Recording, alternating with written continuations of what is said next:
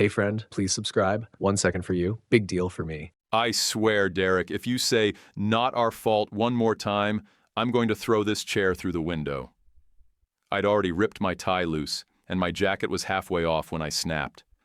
We'd just spent an hour arguing about a busted escrow and a listing leak that magically landed in a rival's hands. Derek leaned against the edge of my desk, arms crossed, that smug little smirk he always wore when he thought he was being the smartest guy in the room. I flung the jacket at a chair and said, "Fine. I'll marry the first woman who walks through that door. How's that for optics?" Right on cue, the office door creaked, and in stepped a woman who looked exhausted. A creased blouse with a coffee stain and heels worn to the rubber. She had her hair pulled back in a tired bun and clutched a resume like it was bail money. Her voice was calm, but bone-tired. I'm here for the interview?" I blinked. Derek didn't say a word, just raised an eyebrow. I cleared my throat, motioned her in, and shot him a look that said, "Get out." He chuckled, shrugged, and walked out with that same infuriating smirk. Quick note. Before we continue, share in the comments which city or country you're listening from. It helps us see where you're tuning in from and figure out the best time to post new stories. Thanks. Now let's get into it. She sat. I tried not to stare. Her name was Haley Brooks. She was 23, talked fast, said her dad died 6 months ago. Her mom had been out of the picture for years. She was raising her kid brother, Liam, 2nd grade. She was his legal guardian. They'd been couch surfing. Sometimes she managed a weekly motel. Sometimes she slept in her car at a 24-hour gym. Showered with a guest pass. Washed clothes at a coin-op laundromat. Said she needed something stable, anything near Liam's school. Then she glanced down at the coffee stain on her shirt and started apologizing like her life depended on it. "I'm not sloppy, sir. Today beat me up." Her eyes were clear. No pity play, just the truth. I told her what was going on. The investor flying in tomorrow, Walter Briggs, big on old-school family values, was supposed to meet my fiancée for brunch, except that blew up when Aubrey walked out last week. I told her I needed help. 2 weeks. Play the part. No physical contact, no weirdness. Just someone to make it look like I had a home life. NDA, salary, HR paperwork, boundaries in writing. She blinked hard like I'd slapped her. "Is this that kind of job?" "No," I said. "You'll have keys, a locked door, and a paycheck." I grabbed a notepad, wrote down the number, $4,000 up front, another $2,500 after 2 weeks, plus a 2-bedroom lease paid for by next Friday. A year guaranteed. She looked at the number and choked. "This keeps Liam with me." Then she stood, stuck out her hand and said, "Deal." Cool grip, steady kid. Outside the glass wall, I saw Derek pacing with that slick salesman bounce, phone in hand, fake laugh ready to go. Inside, my gut was screaming that I'd lost it. I told myself I was still in control, that this was just about business, that I could fix the optics and get Briggs to sign. But the second Haley looked down at that contract with real hope in her eyes, I knew I was already halfway off the edge. She didn't waste time. Once Derek was gone, she rolled up her sleeves and asked, "So, how do we sell this?" We spent the next 3 hours in my glassed-in conference room shaping a fake history like it was a sales pitch, because it was. We said we met at an open house I hosted on West Monroe, the one with the walnut-paneled study and a broken ice machine. She said Liam made me laugh by pretending the B-Day was a spaceship. I threw in something about my grandma's walnut trees in Luling, how she used to put the shells in a bowl on Sundays. We said the whole thing, meeting, dating, engagement, moved fast because life's short and we were both too tired to play games. It was easy. Too easy. I had HR bang out a temp contract before lunch. Title, Office Coordinator. Cover story, Training for Admin Ops. NDA, stipend details, boundaries in bold print. I added one line in all caps, "No physical contact required." She didn't thank me for that. just nodded like I'd passed some test she wasn't even grading out loud. By 2:30, we were in my truck heading toward East Oak Elementary to pick up her brother. The kid looked like he belonged in a cereal commercial. Skinny frame, oversized soccer bag, big brown eyes that didn't blink much. He came out with a teacher aide and spotted Haley instantly. The first thing he said to me was, "Are you the house guy?" I stuck out my hand. "Name's Voss. You must be Liam." He shook it, all serious. "Nice to meet you, sir." Then he asked if I had any secret doorways in my house. Kid was a riot.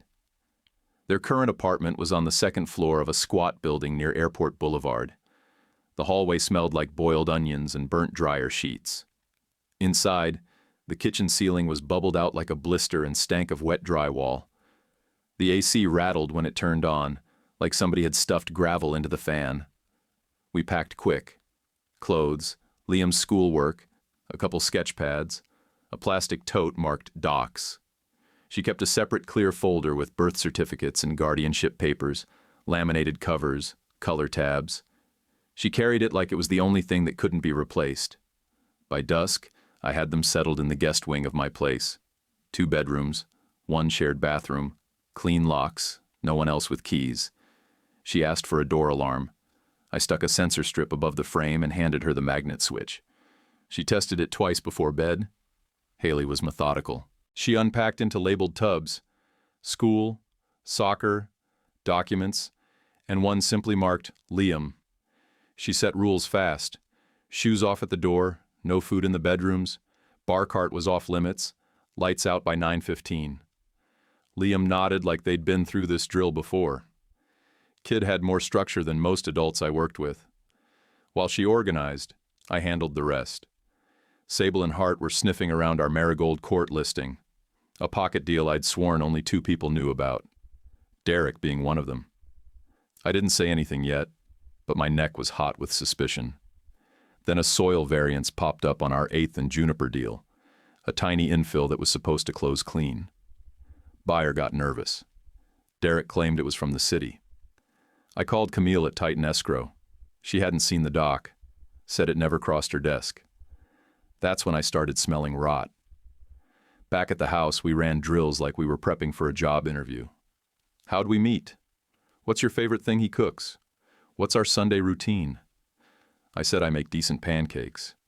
She said Liam likes cereal better. We practiced until her answers didn't sound practiced. I told her Joan Briggs could spot a liar from 50 feet. That made her pause. She asked what Joan did for a living. I said, she reads people. Dinner was takeout enchiladas. Liam insisted we try the green salsa even though it made him cough. Midway through, he pointed to the built-in next to the dining room and said, "That looks like a secret door." I laughed. "Kid, this house barely has a linen closet." He grinned, salsa on his chin. Later, after Liam was in bed, I passed by Haley's door and saw her holding something in her hand, small and brass. She caught me looking and walked over. She held it out. C&N 248, my dad's old rail tag. He worked the yards in summers back in Illinois. Never took it off. She set it on the nightstand like a habit, like that tag knew her whole life story. I nodded once, didn't pry. "Looks solid." "It is," she said, then turned in. I stood in the hallway a minute, listening to the soft hush of her unpacking, the creak of her bed as she climbed in, Liam's feet thumping the wall in the room next door like he was kicking in his sleep. The house didn't feel big tonight. It didn't echo. I told myself we were just rehearsing, just running the play until the check cleared and the investor left town. But when I shut off the hall light and turned toward my room, I caught myself thinking something I hadn't felt in a long time. I didn't want to be alone in this house anymore. Next morning, I was at Austin Bergstrom an hour early, parked where I could see the private arrivals curb. I had 2 hand-roasted bags of local coffee beans in a brown paper gift bag, tied off with twine. Wrote a welcome card in my truck. Not printed, pen on paper, like Walter would expect. They stepped off the terminal shuttle like royalty, who didn't need an entourage. Walter wore a gray overcoat that probably cost more than my kitchen remodel. Square shoulders, no frills. Joan had a scarf tucked into her collar just so, and those quiet, heavy eyes that miss nothing. I smiled like I meant it. Walked up, held out the bag, said, "Welcome to Texas, and thanks for making the trip." Walter shook my hand. Firm grip. No small talk yet. Joan took the coffee, read the card, and gave a little nod that actually felt earned. At the house, I kept it simple. No staff, no staging. A real Saturday brunch, nothing staged. Frittata with peppers and spinach, fruit tray, cinnamon rolls from Mendel's downtown, warmed them in my oven so the kitchen smelled like effort. I wore jeans, no blazer, made it feel casual, like this was any other weekend. Haley came down 5 minutes before they arrived, wearing that soft blue dress I told HR to grab last minute. Not flashy. No jewelry except the brass tag she always wore. Her hair was down. She looked rested. Not perfect. Real. "Ready?" I asked. She gave a single nod. "Don't let me ramble." Joan was the first through the door, and the moment she saw Haley, her face opened. Not wide, but enough. Walter followed, slower, eyes scanning everything. The rug, the smell, the way Haley stood near the table like she belonged there but wasn't trying too hard. We did intros. Then we sat. I poured orange juice. Haley poured coffee. She jumped into small talk like she'd done this 100 times. Asked Walter about his first job. He told her he bagged nails at his uncle's hardware store in South Bend. She laughed, just once, but it was real. Joan noticed. I saw her smile behind the rim of her mug. Liam came out of his room with socks mismatched and a sticker chart in both hands. Walked straight up to Walter and said, "Sir, I'm a keeper. Ask my coach." Walter looked down at him, deadpan. "You block low corners?" Liam nodded. 2 this week. "Then you're a keeper," Walter said. Didn't crack a grin, but nodded like the kid passed some invisible test. Joan leaned over and said to Haley, "He's got presence." Haley gave this tight smile, more nervous than pleased. "He's been through a lot, but he shows up." That's when Walter noticed the necklace. He tilted his head, squinted at it. "C&N 248. Haley touched it, almost by reflex. "My dad's. He worked summers on the yard. Illinois Central Northern. This was his badge tag." Walter stared at it like it had punched through time. "My grandfather leased rolling stock from C&N. Used to handwrite line numbers in his ledgers. Steel coil cars. I memorized half of them before I could ride a bike." He didn't grin, but his eyes softened. Years showing at the edges. After the last cinnamon roll disappeared, Joan set down her napkin and said, "Walk?" I offered the yard, mostly lawn and one tired oak. Haley stood and started collecting plates. "I'll clean up," she said. Joan touched her arm. "We'll help, then walk." 10 minutes later, we were out back. Liam ran circles around the sprinkler head, pretending it was a landmine. Joan stayed behind to fold napkins and listen. Walter and I stepped out onto the patio. He leaned against the post like he had something heavy to drop. "If I back you into the development side," he said, "who are you at home?" I held my tongue for a beat. My eyes tracked Haley, who was barefoot on the grass now, kicking a half-flat soccer ball back and forth with Liam like it was the only thing that mattered. She wasn't faking it. I swallowed once, then said, "I'm a man who's learning to be steady. Took longer than it should have." Walter dipped his chin in a single, quiet nod. Still didn't smile. "She knows how to hold her ground." "She's not part of the pitch," I said. "No," he agreed, "but she's part of the read." Joan came out with 2 more coffee mugs, handed one to me without a word, and stood next to Walter. She was watching Haley and Liam now, both of them laughing over some made-up rule about the soccer ball not being allowed to touch the oak tree. Then Joan said, almost under her breath, "A house sounds different when it has a family in it." No one answered. There was nothing to add. By 2 that afternoon, we were sitting on metal bleachers, sweat sticking my shirt to my back, sun hammering down on the field like it had a grudge. Liam's league field wasn't much. Chipped paint on the goalposts, dust devils cutting across the sidelines. But it was packed. Parents yelling, whistles blowing, that manic Saturday energy that smells like sunscreen and hot dogs. Walter and Joan came with us, still riding the brunch mood. Haley brought orange slices in a cooler and a folding chair she refused to use. She stood the whole time, hands on her knees, calling plays under her breath like a coach. Liam faced 3 penalties in 15 minutes, and I swear the kid turned into a wall. First one, he dove left, knocked it away with his forearm. Second, he caught it square in the chest and didn't budge. Third one, he punched the ball clean over the bar and landed flat on his back. I jumped up like an idiot and yelled his name. Haley grabbed my sleeve, laughing, shouting, "That's my brother." We locked eyes, both yelling at once, both grinning. It was a stupid second, but it hit deep, like I'd been let in on something I didn't deserve. Walter was clapping, but halfway through he stopped. Just stared out at the kid, arms crossed, jaw tight. Joan leaned toward him and said something quiet, but he didn't answer. When Liam jogged off for halftime, Joan crouched to wipe his face with a napkin. "You play fearless," she told him. "Your dad would be proud."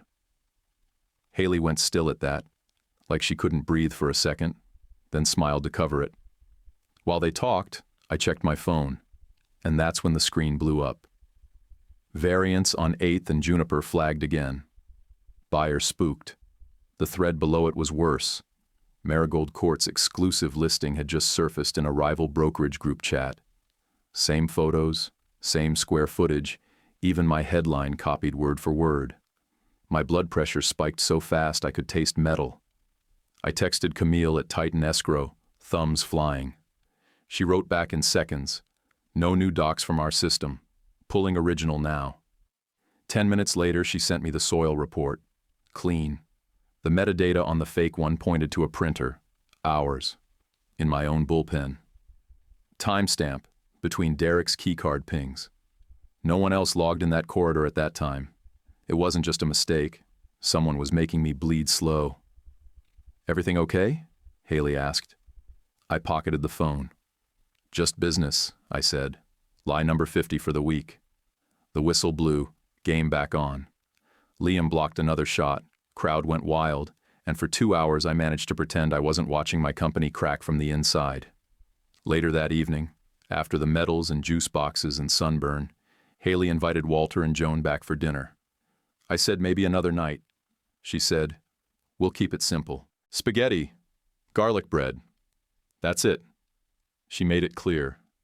I didn't have the energy to argue, so I grabbed groceries on the way home. The kitchen filled with the smell of tomato and basil and toasted bread. Liam danced around the bar pretending to be a waiter. Walter opened the door with that same measured calm. Joan carried a bottle of wine she'd probably pulled from a cellar older than my career. We chopped vegetables shoulder to shoulder, passing knives and spoons like we'd done it for years. Haley teased me about not draining the pasta. Joan showed Liam how to fold napkins into little birds. Walter dried dishes as we finished, humming something low and slow, maybe an old hymn, maybe just a sound he made when things felt right. The night stretched easy. No agenda, no pitch, just normal. We played one round of charades, then a fast game of Monopoly. Liam accused Walter of banker tricks when he landed on free parking and scooped the pot. Walter actually laughed, loud, full, like he hadn't in years. Joan leaned against Haley during cleanup and whispered something that made her blush. I caught myself smiling like an idiot. When the Briggses left, Joan hugged Haley at the door, firm and motherly. Walter shook my hand, met my eyes, and said, "You've got something to protect now. Don't waste it." After the car lights faded down the drive, I turned to find Haley stacking plates, hair falling into her face, humming under her breath. The brass token around her neck caught the kitchen light, one quick glint of gold across her throat. Something about the way Walter had stared at it earlier kept poking at me. Familiar maybe, or just too coincidental. I couldn't decide. Haley looked up. Everything okay? Yeah, I said. Long day? She smiled once, tired but easy. Tomorrow's just tomorrow. When she went down the hall, I opened my laptop on the counter and pulled up my inbox. Another alert. Another headline. Local brokerage massages inspections. Inflates pre-sale hype. No names, but every example in the story was ours. Timelines, neighborhoods, even a photo of a floor plan I'd drawn myself. My throat went dry. Outside, the night was quiet except for crickets. Inside, the house still smelled like garlic and laughter, but under it, I could feel the floor start to shift. The mask was cracking, and whoever was behind it wasn't finished. By Monday morning, the so-called variance had grown teeth. The buyer on 8th and Juniper wasn't just nervous anymore. He was ready to walk. Now the word was foundation concern. I spent half an hour on the phone explaining that the lot was stable, the soil report clean, the city clear. None of it mattered. Once the rumor hits, confidence evaporates. Derek leaned in my office doorway, sipping his overpriced cold brew, smirking like it was funny. You're wound too tight, boss. Stuff happens. Stuff doesn't forge documents, I said. He shrugged. Maybe Titan screwed up. Maybe your boy Noah uploaded the wrong file. You ever think of that? My jaw clenched. Noah doesn't sneeze without running it by compliance. Then blame escrow, he said, still smiling. Everybody blames escrow. He walked off, whistling like a man who'd already covered his tracks. My gut twisted. I'd seen Derek slide blame before, but not like this. This was precision. Someone was stacking dominoes and waiting for me to flick the first one. By lunch, another hit landed. Aubrey, my ex, posted a reel on Instagram called Staging Horror Story Number 4. The caption said, "When clients ignore design advice and ruin your lighting plan." I didn't need to squint. The room in that video was mine. Copper sage. She'd swapped the warm bulbs for those blinding white ones, making the walls look sick. The video was cut just right so the angles and the art screamed, "my listing," without saying it. The comments were brutal. Then came a DM from a neighbor across the street. Nest cam footage. Timestamp, 11:38 p.m. A woman sneaking into Copper Sage with a tote bag, baseball cap, mask, long ponytail swinging low. The gait was familiar. The quick left step, the hip tilt. I knew it. I knew it the second I saw it. I stared at the clip until my screen dimmed itself. My hands were shaking. Not from heartbreak. Those days were gone. But from the rage of realizing she was still inside my business, still clawing at the walls even after walking out. That night, while I was drafting response letters to calm the 8th and Juniper buyer, Haley got a text from Joan. "Thursday brunch, just the girls," she said, smiling. "She wants to swap recipes and grocery hacks." "You okay with it?" she asked me. "Joan's the green light," I said. "If she invites, you go." Haley grinned. "Then it's a yes." I turned back to my laptop, pretending to focus on spreadsheets while the world kept bleeding under my fingertips. Tuesday, Walter flew in early for a walkthrough at Redwood Terrace. 14 townhomes under my name, bare concrete, half-framed units, sawdust, and the smell of new copper pipes. He moved slow, taking everything in. Cost breakdowns, schedules, phase releases. He didn't waste words. When he finally spoke, it was like being cross-examined by your conscience. "You're heavy on contingency. Why?" I didn't dress it up. "Because if 8th and Juniper falls apart, I'm tight for 4th quarter. One missed close and payroll gets ugly." He nodded, unreadable. "You telling me because you want sympathy or because it's true?" "It's true," I said. "I don't need sympathy." He gave a small grunt, not approval but acknowledgement. Then he changed the subject to drainage flow and masonry bids. That's Walter. He doesn't hand out comfort, only respect when it's earned. By the time I got back to my office, another bomb had dropped. ATX Bizwire again, this time a short blurb hinting at a fabricated domestic narrative at a local brokerage. They attached screenshots, a couch I owned, and a soft blue dress I'd seen Haley wear last Saturday. My stomach folded in half. I dug into the IT logs before I could talk myself out of it. The fake variance file traced back to a desktop assigned to Derek's assistant. A secondary record, print job at 11:42 p.m., tagged to Derek's keycard. I sat there with the report glowing on my monitor, pulse slamming in my ears. The evidence was screaming, but calling him out without airtight proof could nuke the firm. My name, my licenses, everything.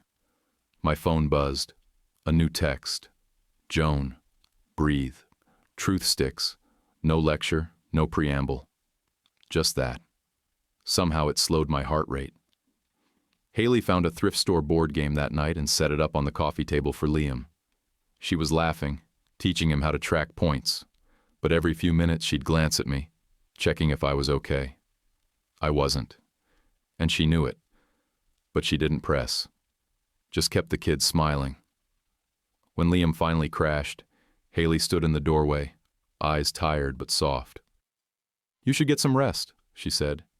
"You look like you're carrying a building." I forced a smile. "I'm fine." "Sure," she said quietly. "Tell your face that." She turned in before I could answer. Around 2 a.m., I gave up pretending. Drove back to the office, crashed on the couch in the break room. Woke an hour later to the buzz of a new email notification. Blocked sender, no name, just the subject line. Ask Voss about his bride.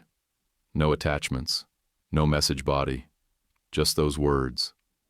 I stared at it until the air in the room felt thin. Whoever was pulling these strings wasn't done.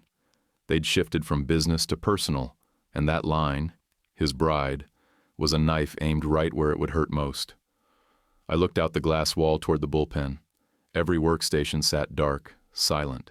But I could almost feel something moving under the surface, like wires humming inside the walls. That's when I realized this wasn't sabotage for money anymore. It was personal. Someone wanted to bury me, and they were starting with the foundation.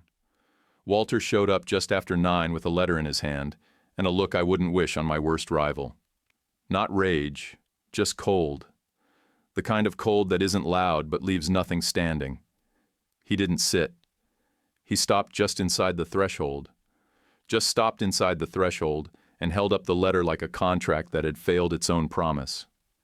"I trusted you," he said. "Tell me the truth. Is she even your fiancée?" My throat clamped shut. I looked at the floor. The silence in that room pressed against my ribs. "No," I said. "She's not." He waited. Gave me that space to hang myself clean. "I was supposed to introduce you to Aubrey. We broke it off the week before you flew in." I panicked. I thought if I showed you stability, I could keep the Redwood project alive, buy time to plug holes, get my team straight. Haley stepped into the chaos and Walter cut me off with a breath, not a shout, just one breath like he'd heard enough. "I liked you," he said. "Still do, but I trust what I see, and right now, I see a fake." He left before I could say another word. I stood there like the floor might shift and swallow me. It didn't. That would have been easier. I walked outside. Sun sharp, grass hot under my shoes, Liam kicking a half-deflated soccer ball across the yard like it was nothing. Haley passed it back, laughing. She looked up and waved me over. I didn't wave back. "Pack your things," I said. "I'll send the final payment tonight. The lease deal still stands." She blinked once, then nodded. No drama, no begging. Just this look that said she knew this day was always possible. Liam ran up, sweaty and smiling. "You guys coming to the park?" Haley crouched and wiped his forehead with her sleeve. "Not today, bud," she said. "But this is home," he said. Her jaw twitched. I saw it, but her voice stayed steady. "No, buddy. We were guests." I didn't watch them pack. I didn't say goodbye. I wired the money, added the full month ahead on the lease just in case, and left the door unlocked. I stood at the kitchen counter and stared at the space where her coffee mug usually sat. It was clean, empty, just a faint ring on the granite like a ghost that hadn't moved on yet. Joan texted once. "Truth finds a way. I read it, ignored it, let it sit in my notifications like a warning I didn't want to hear. I didn't know Haley hadn't gone to a friend. I didn't know she walked straight to the Fairview Hotel, knocked on Joan's suite, and said, "I need 5 minutes with Walter." Joan took Liam for hot chocolate downstairs. Haley sat across from Walter with nothing in her hands, no paper, no phone, no notes. Just the token around her neck and whatever grit she hadn't burned through yet. She told him everything. She told him how I offered a deal in a moment of panic, how we set clear lines, signed paperwork, locked doors. She told him how I'd protected Liam from the beginning, how I never blurred the boundaries, never laid a finger on her, never asked for anything outside the agreement, how I'd offered her stability, not charity, how I checked every lock in the guest wing twice the first night they stayed. Walter didn't interrupt, just listened. She told him I loved my work too much, that I made dumb, desperate choices when my back was against the wall, but I wasn't a liar at my core, not a cheat, not a predator, just a man who was scared of losing what he'd built and buried himself in it so deep he forgot how to ask for help. She didn't cry. She didn't shift blame. She didn't beg for my reputation. She just told the truth, plain and bare. Then Walter pointed at the token around her neck. "That tag," he said. "Where'd your father work?" "C&N," she said. "Northern Yards, Illinois." This was his. "I've worn it since he died." Walter picked it up like it was a relic from his own past, turned it over in his fingers. His voice cracked. "There was a foreman named Brooks.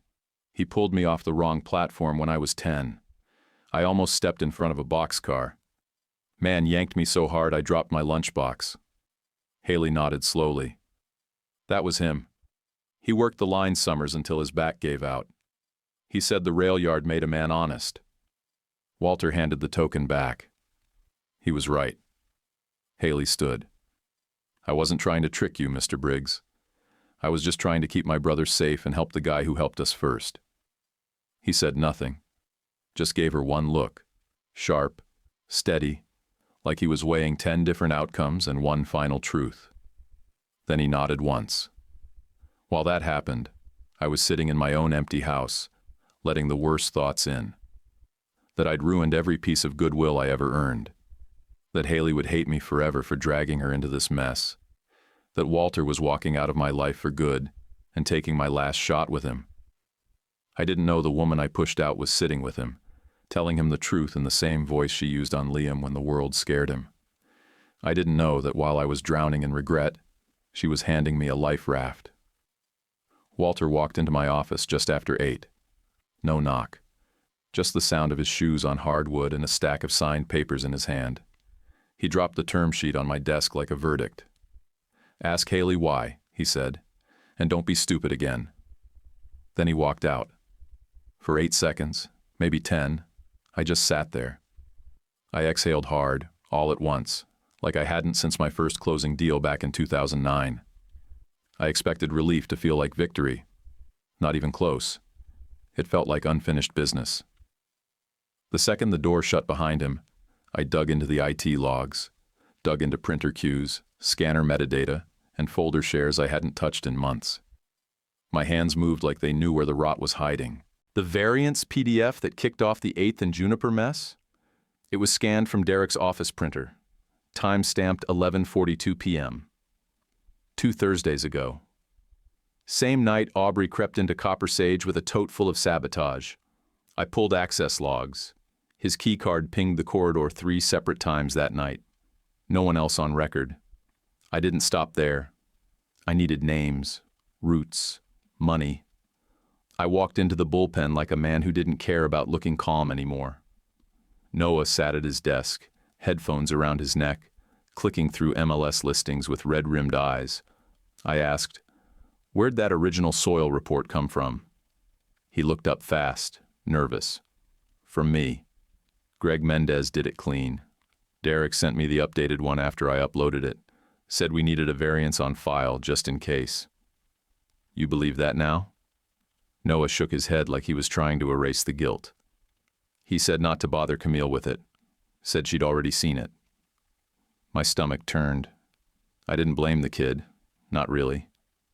Derek had a way of bending reality till it snapped. I called Greg Mendez on speaker. No warm-up. Greg, did you issue a variance addendum for 8th and Juniper? Absolutely not, he said. The base report stands. Soil came back clean. I don't issue variance unless I re-inspect. Someone posted a fake addendum with your firm's logo, I said. It's circulating. He swore under his breath, then added, emailing you a signed letter in 5. That PDF's not mine. Send it to Titan Escrow, too. 5 minutes later, I had it. Header, signature, legal language, time-stamped rebuttal. Next, I combed through vendor payments. Found a junior stager named Tessa, who'd worked Copper Sage during Aubrey's time. Emailed her cold. She responded with a Venmo screenshot. 3 payments to Design Merge LLC for consulting. One was $275, one $425, one $375.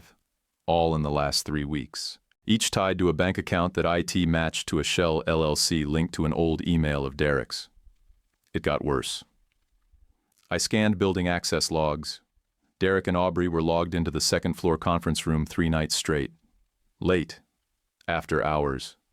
No other names on the door. I pulled up security footage. There they were, lips locked in the elevator, arms around each other like it was senior prom. I felt stupid first, then angry. Not because of the kiss, because they'd built this from inside the house, brick by brick, right under me. I started printing.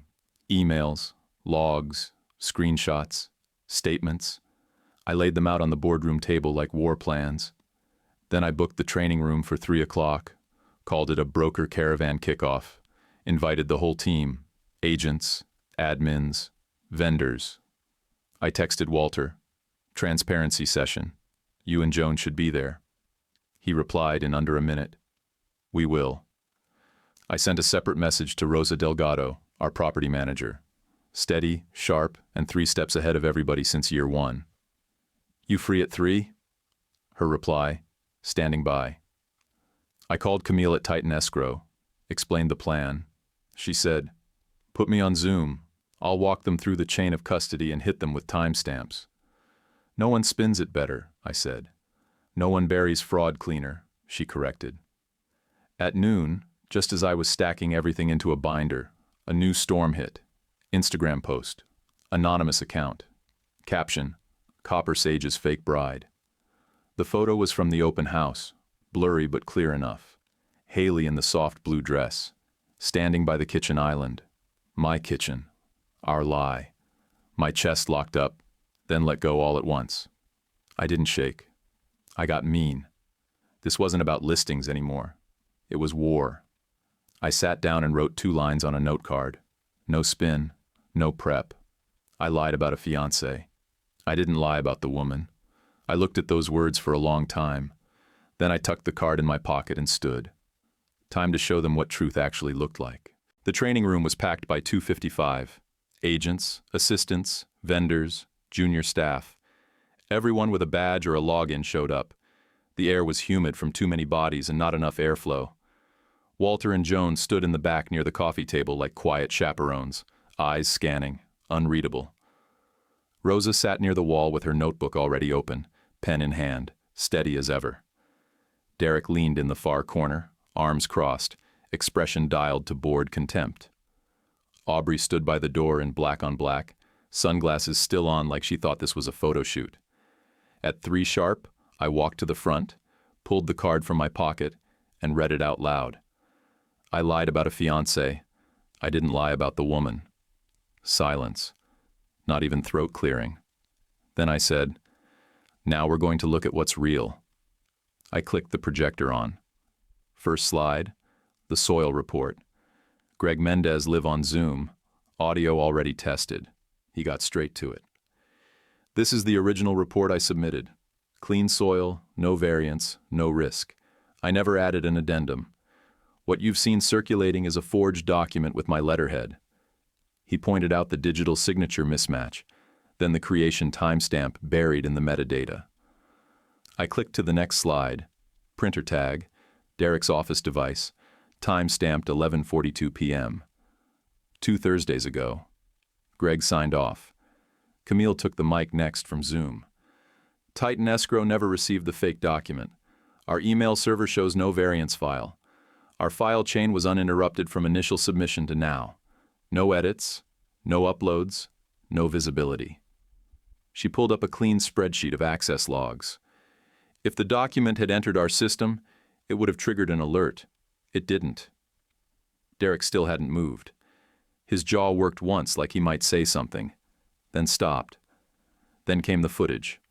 First, the elevator camera. Derek and Aubrey, arms around each other, late night, conference room keycard swipe logged 2 minutes earlier. Then the Nest Cam clip, copper sage front walkway, figure in a cap and long ponytail, tote bag, gloved hands, swapping bulbs in the middle of the night. The room buzzed like a beehive. I raised my hand. Quiet. I switched slides, pulled up the ATX BizWire leak, anonymized emails from a burner address, sourced to an IP that pinged from our own conference room Wi-Fi. The window of access aligned exactly with Derek's badge activity. Nobody else swiped in, not even janitorial. Derek finally pushed off the wall. "This is a setup," he said loud. "You're desperate. You're making this crap up because you got caught faking a relationship." I kept my face still. "That's the spin, huh? Victim of a smear job?" He stepped forward. "This is a witch hunt. You staged a woman, lied to investors, now you're dragging me down to save yourself." I let the silence do the work. Walter raised 2 fingers. The room went dead silent. Just like that. Authority you don't earn, you inherit. I looked right at Derek. "You're fired. Effective immediately. Sabotage, breach of fiduciary duty, conduct that jeopardized our licenses and reputation." He blinked. Once. HR stood up, walked over, and handed him the termination packet. Security followed. No scene. Just a quiet escort out. Aubrey laughed under her breath. "You really think you can control the narrative?" I didn't look at her. I pulled up the last slide, Venmo screenshots, Tessa's forwarded payments, 3 consulting fees to a shell LLC tied to an old burner email under Derek's name. Total, over $1,000, disguised as stager services. Joan stepped forward from the back of the room. Her voice was calm and unshakable. "Narratives don't have timestamps. Evidence does." Aubrey didn't say another word. She followed security out. I turned to Rosa.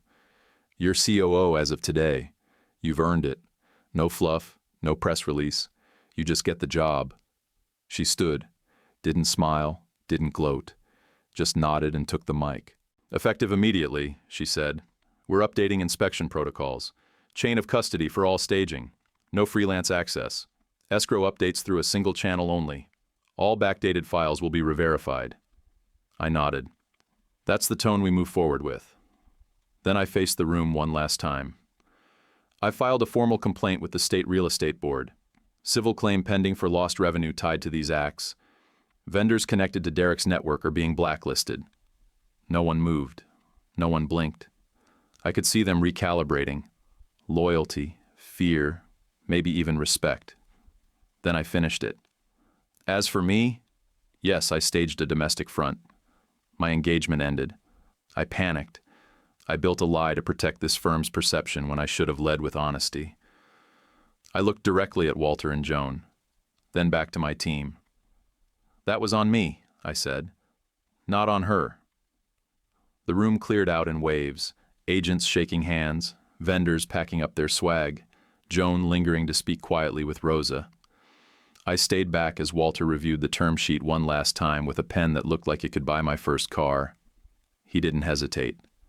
4.8 million construction line, 1.15 million land takeout on Redwood Terrace, plus access to his materials network, lumber, concrete, steel, at internal cost, contingent on phase milestones.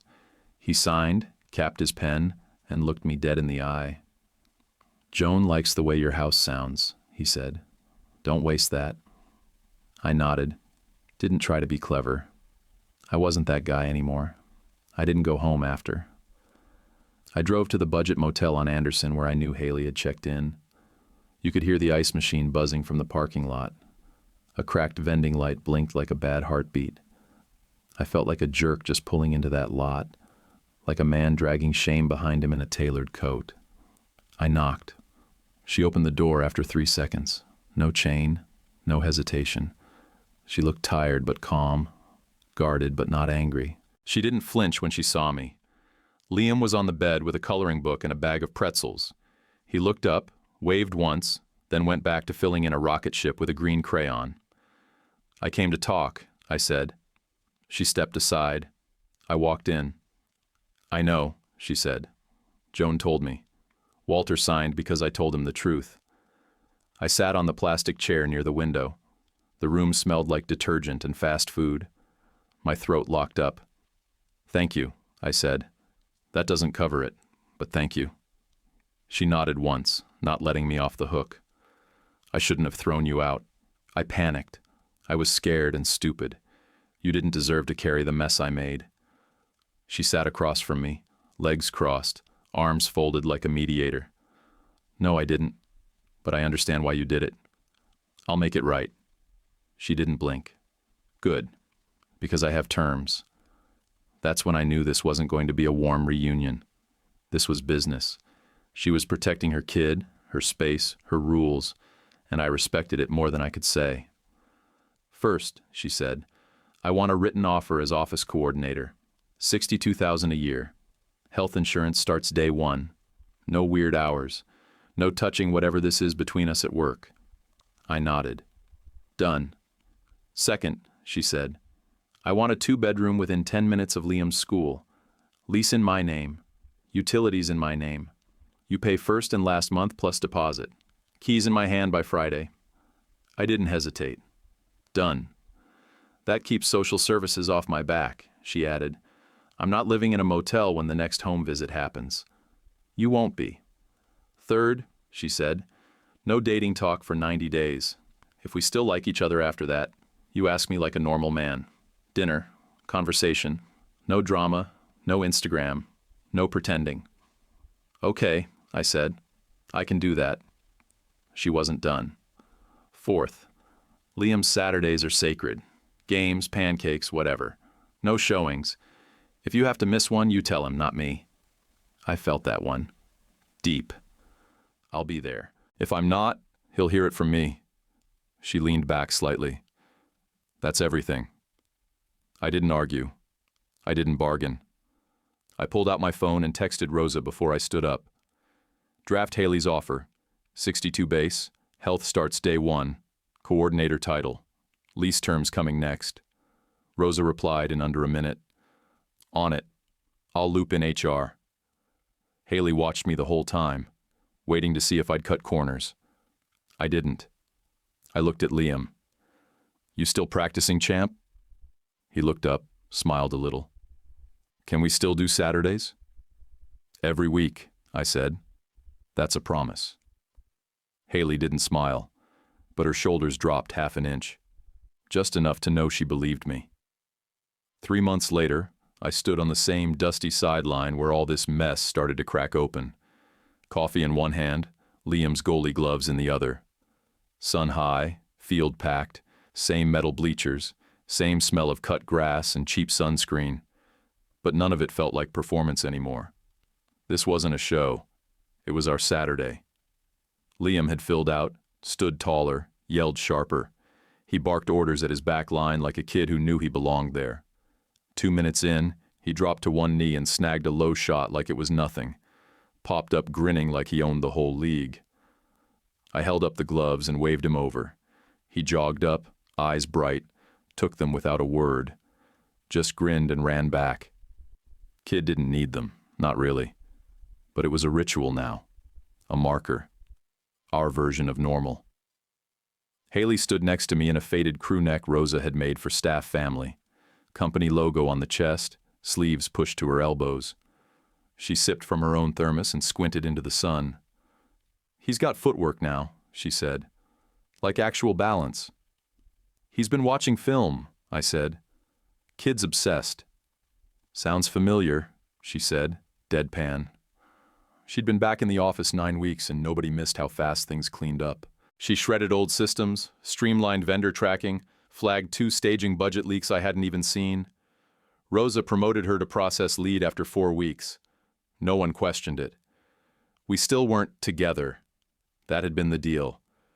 But day 90 was coming, and I already knew what I was doing. Dinner. No pitch. No panic. Just a normal man asking a normal woman if she wanted to be seen outside a work calendar. Back at the firm, Derek's fallout hit fast and deep. The state opened an investigation. Titan Escrow blacklisted him. 2 buyers we lost filed intent letters through their lawyers, both naming the forged variants as cause. Sable and Hart posted 3 vague slams on social, then went radio silent. Aubrey tried to salvage her reputation with a podcast about toxic work culture and creative women navigating power dynamics. It didn't land. A coalition of stagers posted the Nest Cam clip. One by one, her sponsors ghosted her. Meanwhile, Rosa's cleanup kept paying out. Every inspection ran smooth. Vendors hit deadlines.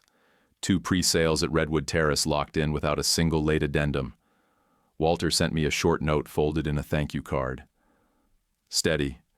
Joan texted Haley a photo of a walnut pie she baked and a voice memo about pecan ratios. They sent each other grocery lists now. Real ones. No subtext. Late that month, I hosted one last open house at a property in Bouldan. I didn't bring Haley. Didn't need to. I wasn't selling stability anymore. I was building it. One of the contractor's wives asked if I was engaged. I smiled and said, "Not yet, but I'm trying to be worth it." She laughed and said, "That's rarer than a price cut." After Liam's game, he jogged off the field, sweaty, proud, a little grass-stained. He handed me the gloves like they were a baton in a relay race. "We did it," he said. "We sure did," I told him. When we got back to the house, her house soon enough, it sounded just like it did that first Saturday. Plates clinking, ball thumping against the hallway wall, someone humming off key in the kitchen. I dropped my phone face down on the counter and left it there. Revenge had felt good, for about a day. But better than that was this. A business I didn't have to lie to protect, a kid who believed I'd show up, and a woman who didn't make me beg for a second chance. She made me earn it. I told Walter I was learning to be steady. Standing there in the doorway, coffee gone cold, Liam yelling, "One more shot!" Before the eggs even hit the pan, I realized I wasn't just learning anymore. I was doing it. Not because of the optics, not because of the money, because I said what I'd do, and then I did it. Be honest. If you were in Haley's place, would you trust someone who once lied to you but tried to make it right? If this story hit home, drop your thoughts in the comments or just write "good story." It really helps the channel grow. And if you liked it, hit like and subscribe. It's just one click for you, but it means the world to us. YouTube picked this for you. Tap it. Let's see if they guessed right.